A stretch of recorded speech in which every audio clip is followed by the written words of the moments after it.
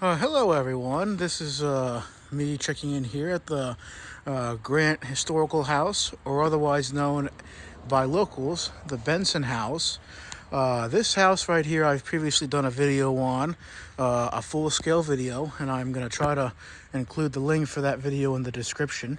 But if not, it can very easily be looked up on our YouTube channel with the same name, as well as our Facebook page and group with the same name.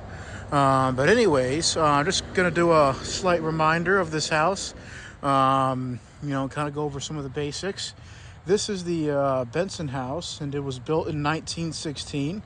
Atlee Bensen paid about $1,200 for the pre-cut yellow pine lumber, which arrived by riverboat from Jacksonville in 1916 to build this house for his wife Clara Christensen. The Bensen brothers married the Christensen sisters, both pioneer families of Grant, the Grant area here in Florida. Atlee and Clara lived in the house with their sons Atlee Jr. and Russell until they were of school age, and then moved to Melbourne area, which is just north of here, where son Edward Hartman was born in 1928. The Bensen house was rented for about 5 years until the family returned.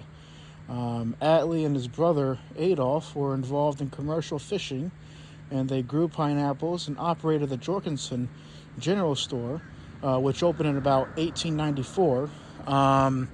And the Jorgensen General Store is just down yonder over there. Just a few minutes down the road. Anyways, Atlee died in about 1961, and Clara continued to live in this house, and then later moved to Tampa, where she ended up dying in 1981. Russell donated the Cracker House, which is what some of these houses are called here in Florida. So some of these older houses are called that. To the Grant, of course, this house was donated to the Grant Historical Society in 1981, or 84, I'm sorry, 1984. In 1985, the house was moved from its original site, which was about 300 feet south of First Street on the banks of the Indian River Lagoon, to this particular location, which was the original site of the Grant's first house, original house, which was burned down, unfortunately, in the 1970s.